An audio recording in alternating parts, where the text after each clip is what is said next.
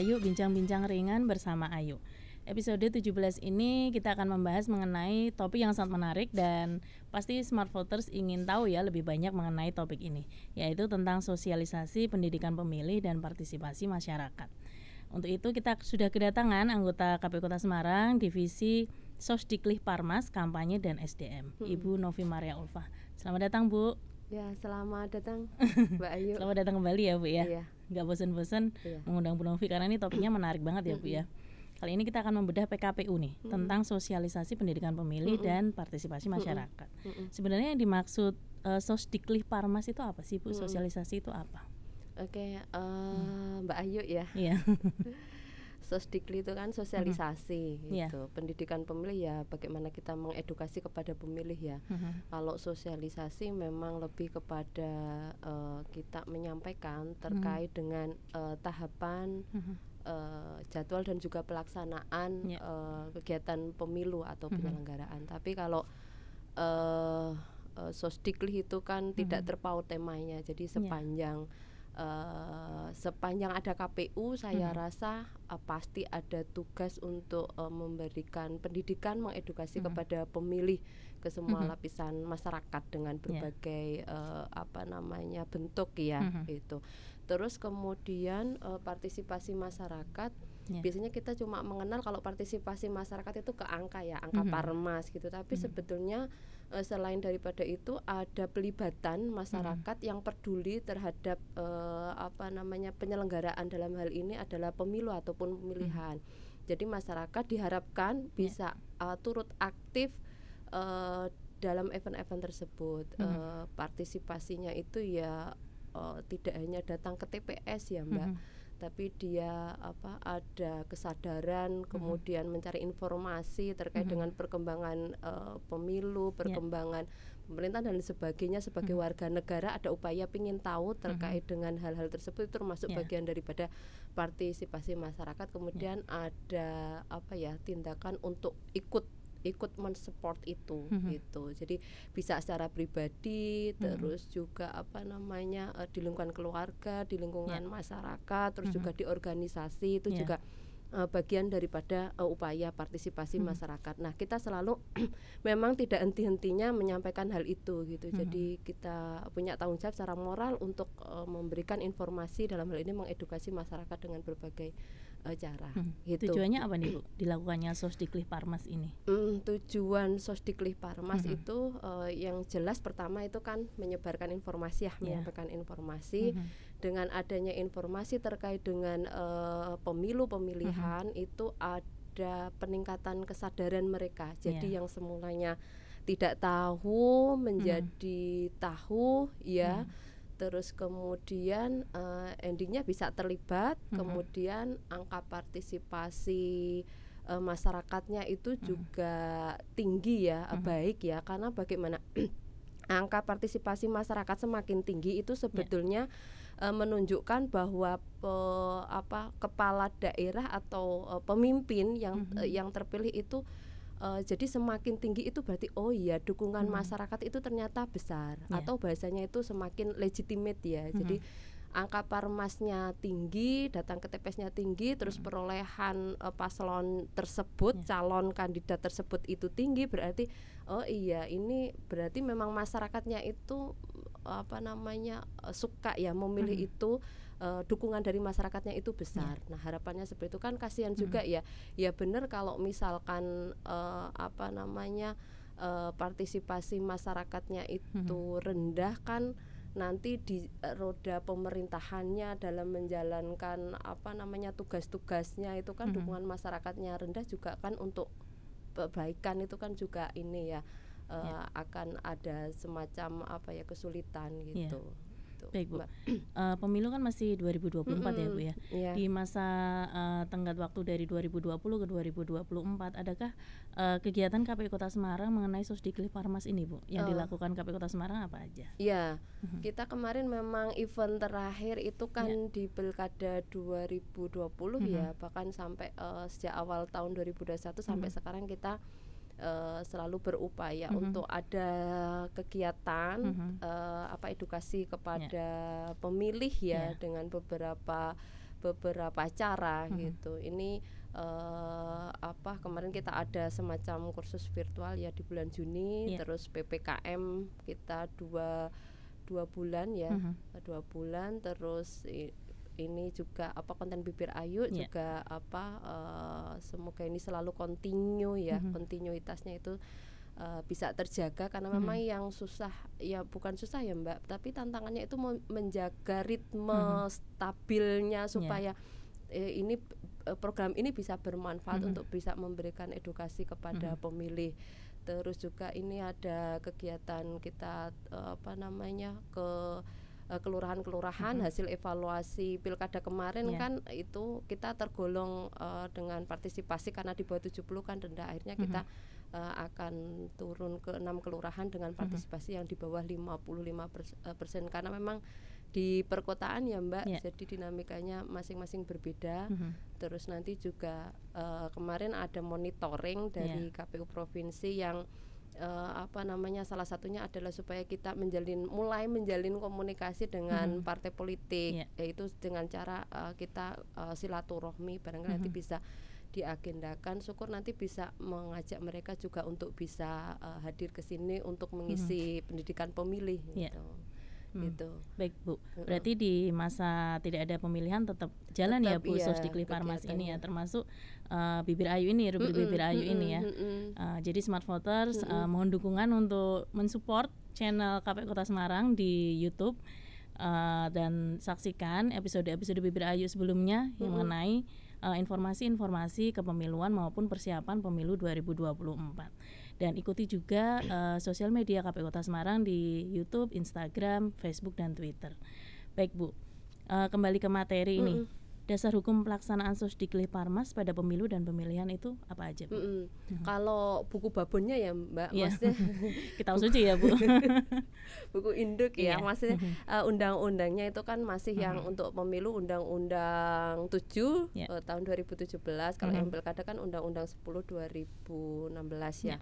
PKPU-nya itu kan PKPU 10 tahun 2018 itu mengenai sosialisasi pendidikan pemilih dalam penyelenggaraan pemilihan umum gitu ya. Terus yang untuk pilkada kan PKPU 8 tahun 2017 ini mengenai sosialisasi pendidikan pemilih dalam penyelenggaraan pemilihan gubernur, wakil gubernur, bupati, dan wali kota serta wakil wali kota. Tapi memang kemarin yang kita Mbak, yang 2020 itu kan juga ada regulasinya Mbak, itu regulasi tambahan PKPU 6, perubahannya PKPU 10 sama PKPU 13 yang mengatur mengenai pelaksanaan pilkada di tengah pandemi COVID-19. Jadi di situ juga mengatur hampir semua tahapan ya Mbak, dan salah satunya adalah terkait dengan Sosdiklik itu sendiri gitu. Baik Bu, isi konkretnya undang-undang dan PKPU tersebut apa Bu? Secara umum secara umum aja. Karena memang di situ banyak diatur mengenai definisi, pengertian, terus juga ada tujuan sosialisasi pendidikan pemilih tadi sudah sampaikan ya. Jadi menyampaikan informasi seluas-luasnya, kalau bisa jangan sampai orang yang sudah kita pernah sosialisasi kemudian mendapatkan info yang sama. Jadi ibaratnya merata ke seluruh lapisan masyarakat itu. Kemudian ada kalau tujuan kan ada peningkatan pengetahuan, kesadaran. Jadi memang ending goals-nya yang kita harapkan itu kan ketika kita sudah sosialisasi kan ada perubahan ya Mbak. Perubahan itu adalah perubahan dalam hal pola pikir, persamaan persepsi, terus juga perubahan dalam sikap, itu yang paling penting ya, behavior atau psikomotorik gitu. Nah, supaya yang tidak tahu menjadi tahu seperti itu, ada peningkatan kesadaran ke situ. Terus juga di PKPU tersebut mengatur mengenai sasaran, siapa sih yang akan kita sasar, sosialisasi pendidikan pemilih kita itu mau kita berikan ke siapa. Itu kan ada masyarakat umum, media massa, partai politik, organisasi masyarakat, lembaga pemantau, pengawas, terus pemilih yang dengan basis-basis tertentu yang disebut 11 basis itu ya. Nah, kita biasanya kalau itu kemarin di 2 event, di pemilu 19 sama pemilu 2020 itu kita merekrut relawan demokrasi Mbak, dari 11 basis itu memang membantu untuk menyampaikan informasi kepemiluan di basis-basis yang butuh perhatian lebih khusus. Jadi ada 11 basis itu kan pemilih, ada pemilih pemula, pemilih muda, itu juga ada kategorinya sendiri-sendiri ya Mbak. Pemilih muda, kalau pemilih pemula itu kan yang belum, intinya kalau pemilih pemula itu kan yang belum pernah sama sekali datang ke TPS. Bisa pemilih yang berusia 17 tahun atau TNI Polri Mbak. TNI Polri itu kan mereka semasa aktif di bekerja di TNI Polri kan nggak punya hak pilih ya, tapi ketika pensiun itu baru bisa memilih. Baru bisa memilih. Itu juga kategori pemilih pemula. Ya nggak, kalau pemilih pemula kan nggak bisa kita kategorikan secara usia ya, tapi yang belum pernah gitu. Kalau pemilih muda is okay, mungkin sampai umur 40 tahun itu masih pemilih. Masih hitungannya muda ya, kita Bu? Muda ya, Bu? Berarti kita masih hitungan muda. Itu pemilih pemula, pemilih muda. Terus ada perempuan, keluarga, disabilitas, terus kelompok marginal, berkebutuhan khusus. Nah ini agak marginal sama berkebutuhan khusus itu perbedaannya di mana gitu. Kalau marginal itu kelompok masyarakat yang daerah pinggir, tapi kalau yang berkebutuhan khusus itu bukan yang disabilitas Mbak. Jadi berkebutuhan khusus itu adalah kelompok-kelompok masyarakat yang dia itu remote itu terisolir.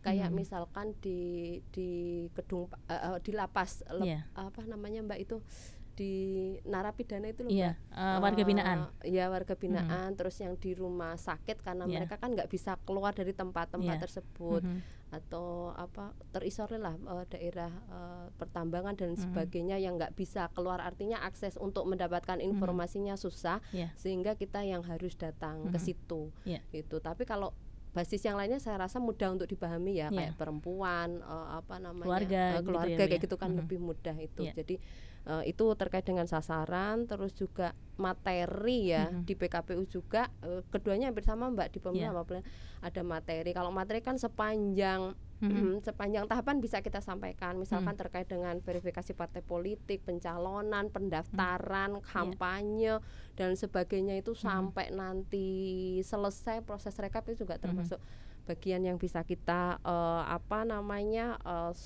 berikan kepada masyarakat umum. Itu materi, terus juga ada metode Mbak. Metodenya pakai apa sih? Pertemuan tatap muka, terus ada forum warga, terus juga ada kita memanfaatkan media massa, cetak elektronik, media sosial juga ya, terus juga media kreasi Mbak. Media kreasi itu yang di luar itu ya. Media kreasi kayak misalkan seni musik, terus olahraga, kreativitas itu ya.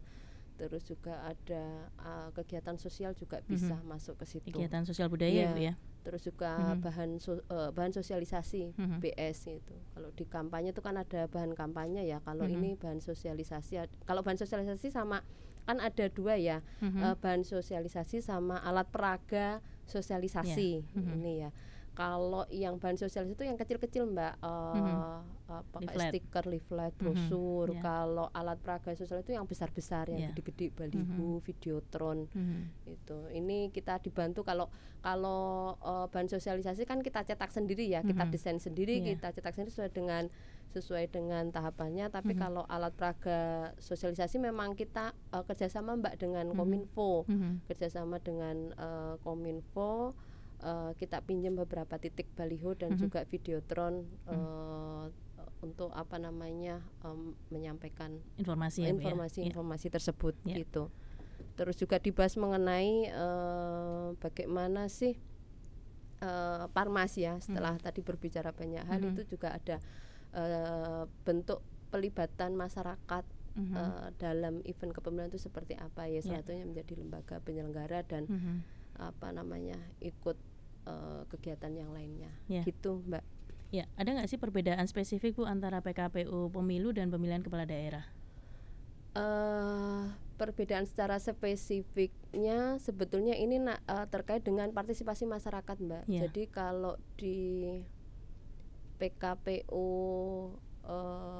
yang pertama itu 10/2018 ya, itu pelibatan masyarakat di situ itu adalah mengatur mengenai mekanisme pendaftaran lembaga survei, hitung cepat dan jajak pendapat ya. Jadi memang di ini berbeda Mbak, kan pelibatan masyarakat itu kan bisa terlibat di lembaga survei dan juga lembaga pemantau Mbak. Kalau di pemilu lembaga pemantaunya mereka harus registrasinya itu ke Bawaslu, gitu, sedangkan lembaga surveinya ke kita.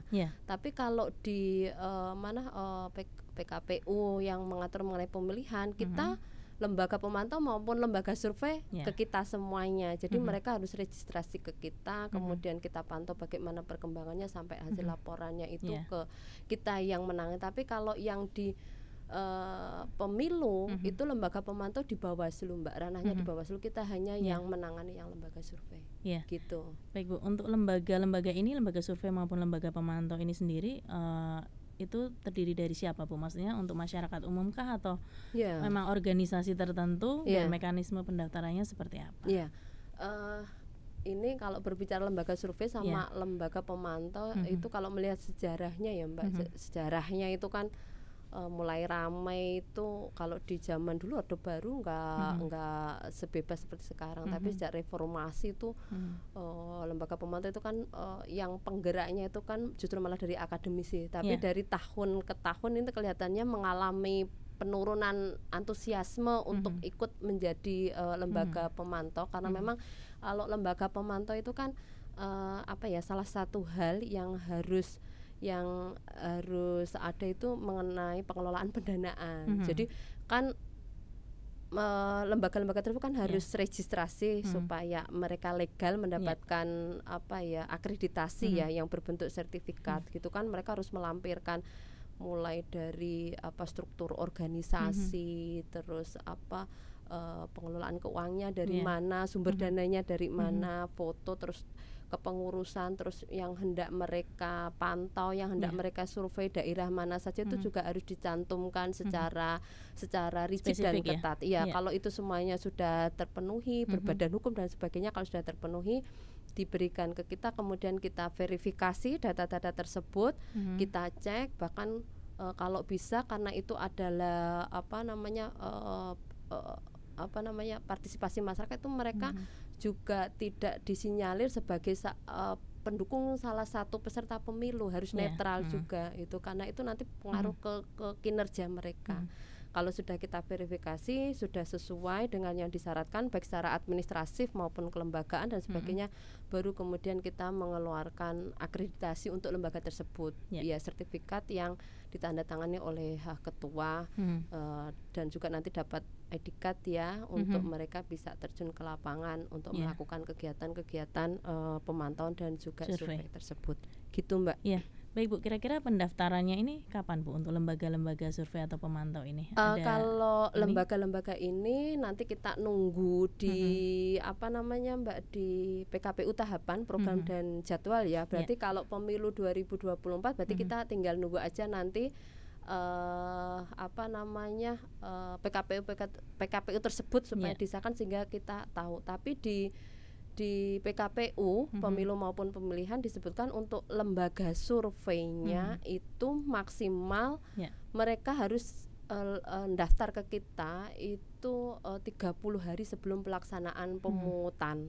Jadi 1 bulan sebelum pemungutan itu sudah melakukan registrasi pendaftaran. Lebih daripada itu tidak bisa ya. Dan mereka juga punya kewajiban untuk menyampaikan hasil laporannya gitu. Jadi ketika lembaga survei mereka mengumumkan hasil survei mereka, maka 14 hari setelah itu supaya mengumpulkan laporannya itu ke kita, ke KPU. Kalau lembaga pemantau di pilkada itu pasca pelantikan Mbak, pasca pelantikan gubernur maupun pelantikan gubernur dan juga wali kota ataupun bupati itu maksimal itu setelah pelantikan gitu harus menyerahkan laporan ke kita gitu, karena itu sebagai syarat itu. Baik Bu, otomatis ini akan diinformasikan oleh KPU ya Bu, tentunya proses pendaftaran ini kapan, dan jangan lupa tetap ikuti informasi mengenai kepemiluan dan informasi mengenai pemilu 2024 di website resmi KPU Kota Semarang, kota-semarang.kpu.go.id, dan sosial media KPU Kota Semarang di YouTube, Instagram, Facebook, dan Twitter. Baik Bu, pelaksanaan Sosdiklih Parma sendiri Bu di masa pandemi ini ada penyesuaian atau tidak? Iya, di masa pandemi kemarin kita kan pakai PKPU 6 ya Mbak. Jadi PKPU 6 tahun 2020 dan juga PKPU 10 dan juga 13 ya, mengenai pelaksanaan pilkada di tengah pandemi COVID-19. Ada beberapa hal itu kalau saya lihat ya Mbak, di situ di dalamnya itu terkait dengan adaptasi ataupun penyesuaian kegiatan Sosdiklih di tengah pandemi COVID-19. Jadi kalau misalkan kegiatannya dengan metode tatap muka langsung forum warga itu ya harus protokol kesehatan diperketat, jarak antar satu tempat duduk dengan lainnya minimal 1 meter seperti itu. Terus juga dan juga terbatas ya Mbak, dalam satu ruangan terbatas maksimal berapa itu di situ ada, itu yang langsung. Terus di situ juga mengenai mekanisme pendaftaran lembaga pemantau itu bisa melalui daring. Jadi form-formnya kita umumkan, terus kemudian formnya juga kita unggah supaya mereka bisa mengunggah kembali ya Bu, formulirnya. Download kemudian diisi dan sebagainya, terus nanti dikembalikan kita. Boleh kalau sebelumnya kan enggak langsung ya, artinya datang langsung ke kita, tapi kalau yang kemarin itu boleh sebetulnya pendaftaran tersebut melalui online gitu. Terus juga kegiatan Mbak yang menggunakan media kreasi yang di luar ruang itu, yang baik olahraga maupun seni itu dalam harus prokes ya. Tapi kemarin kita beberapa kali itu mengadakan dalam bentuk virtual Mbak, supaya untuk mengurangi kerumunan massa. Event musik itu ya secara langsung maupun luring. Jadi kalau yang tatap muka itu ya musiknya itu ya undangan terbatas maksimal 50 orang, kemudian kita dalam bentuk sistem luring musik, terus wayang itu juga kemarin kita daring ya. Itu terus juga ada lomba Mbak, virtual bike sepeda. Mbak ikut sepeda online enggak Bu? Udahnya virtual aja ya. Panitia aja. Bagian konsumsi ya Mbak. Itu juga kemarin kan virtual bike-nya juga bentuknya daring ya. Gitu. Jadi memang beberapa hal tersebut yang kemudian kita lakukan untuk mengadaptasi terkait dengan pandemi dan juga pelaksanaan gitu. Barangkali nanti juga akan tetap kita sesuaikan ya kegiatan-kegiatan ini sampai nanti pandeminya sudah mulai hilang, hilang.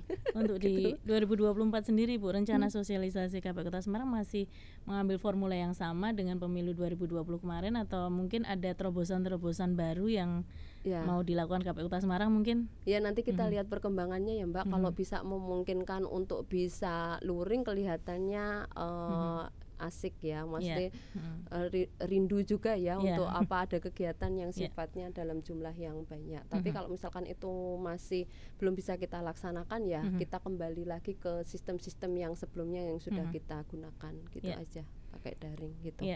Selanjutnya nih Bu, untuk pengelolaan informasi sendiri di KPU Kota Semarang ini bagaimana Bu? Pengelolaan informasi itu kan kita ada optimalisasi PPID dan juga website dan juga sosial media kita. Jadi apalagi ini di era pandemi, jadi kita memaksimalkan kanal-kanal media sosialnya kita lah, websitenya kita, karena memang ini juga berbicara ya masyarakat itu kan mereka punya hak untuk mendapatkan informasi kepemiluan ya. Mereka punya hak untuk mendapatkan informasi tersebut. Kita juga punya kewajiban menyampaikan informasi tersebut. Apalagi ini info-info terkait dengan kepemiluan kan gampang untuk disalahgunakan atau dibelokkan ya gitu. Apalagi kalau berbicara media online, media sosial itu kan bisa positif dan juga bisa negatif. Kalau dulu barangkali di pemilu 2014 itu hoax, terus black campaign, propaganda, misinformasi kayak gitu, itu kan marak menyerang antara peserta pemilu dengan peserta lainnya, paslon A dengan paslon B. Tapi mulai era-era 2017 ke sini itu sudah mulai upaya untuk menyerang ke lembaga penyelenggara juga. Jadi menurunkan trust masyarakat kepada lembaga penyelenggara, bahwa penyelenggara itu ketika bikin event itu ada indikasi kecurangan, ada indikasi ketidakadilan dan sebagainya, itu mereka bermainnya di situ. Nah, memang kalau di era sekarang nggak bisa kita hanya berkata stop hoax, stop propaganda kayak gitu, tapi kita juga mengisi sosial media kita, website kita dengan hal yang positif, itu bagian daripada untuk menangkal hal tersebut gitu loh. Jadi kita transparan terhadap apa-apa yang kegiatan di kita sampaikan lewat kanal-kanal media kita, itu juga bagian daripada penangkalan terhadap hoax gitu. Ya, upaya membangun literasi digital, Mbak Ayu. Gitu. Jadi salah satu upaya KPU Kota Semarang dalam mengelola hoax, salah satunya dengan mengoptimalisasi sosial media ya Bu ya. Websitenya kita juga, karena literasi digital itu kan masih ini kan Kementerian Kominfo ya yang baru mengerjakan ya. Ini saya sangat mengapresiasi mereka mulai banyak membangun membuat forum-forum literasi digital kepada masyarakat umum ya. Harapannya itu bisa semakin luas, karena memang kalau berbicara hukum kita masih lemah ya Mbak, payung hukum terkait dengan hoax dan lain sebagainya. Ya tinggal kita perkuat literasinya, itu saja yang bisa kita lakukan saat ini, hanya itu gitu loh. Jadi sehingga kita bagaimana sih kita membangun citra lembaga kita melalui media yang kita punya gitu loh. Gitu. Baik Bu, sekilas tentang PPID ini Bu. PPID itu apa sih Bu? Mungkin Smart Voters ada yang belum tahu. Pengelolaan Mbak, pengelolaan informasi dan data ya. Jadi pusat informasi dan data. Jadi memang kita lembaga kita konsen ya beberapa tahun terakhir ini, utamanya 1 tahun terakhir itu supaya lebih bisa serius terkait dengan pengolahan data, karena kita adalah lembaga publik yang sifatnya transparan untuk menyampaikan informasi terkait dengan apa yang ada di lembaga kita kepada masyarakat secara umum. Bahkan tiap tahun itu ya Komisi Informasi itu kan menilai lembaga, salah satunya adalah KPU beserta jajarannya di tingkatan provinsi sampai ke kabupaten kota, mana sih lembaga yang transparan, lembaga. Jadi tanggung jawab kita sebagai lembaga publik itu adalah salah satunya adalah transparansi ya semuanya Mbak. Itu jadi apa-apa makanya kan kita unggah kayak gitu. Itu baik itu satu yang sifatnya terbuka untuk umum, hasil-hasil dan sebagainya, supaya mereka juga bisa mengakses itu dengan mudah dan tidak ada kesulitan gitu. Kita punya tanggung jawab untuk menginformasikan itu gitu. Baik, terakhir nih Bu, di episode 17 kali ini mungkin ada yang ingin disampaikan Bu Novi untuk Smart Voter semua, silakan. Baik, terkait Sosdiklik Parmas ya, kami mengharapkan masyarakat itu untuk antusias ya, jadi memang untuk aktif terkait dengan informasi kepemiluan dalam hal ini, supaya kita menjadi generasi bangsa yang buta dalam hal ini, tidak tahu tentang informasi-informasi kepemiluan. Kalau mencari informasi terkait dengan pemilu maupun pemilihan ya di lembaga-lembaga yang terpercaya, kredibel. Jangan sampai kemudian kita mencari informasi yang tidak benar kan. Banyak ya yang info-info yang sifatnya menyesatkan. Itu saja barangkali Mbak Ayu. Baik, terima kasih waktunya Bu Novi. Jangan bosan-bosan kalau diundang ke Bibir Ayu. Baik, Smart Voter, sekian episode 17 kali ini. Terus support terus channel KPU Kota Semarang di YouTube, Instagram, Facebook maupun Twitter, dan kunjungi website KPU Kota Semarang di kota-semarang.kpu-semarang.kpu.go.id untuk mengetahui informasi-informasi mengenai kepemiluan maupun persiapan pemilu tahun 2024. Baik, tetap jaga kesehatan, patuhi protokol kesehatan, dan sampai jumpa.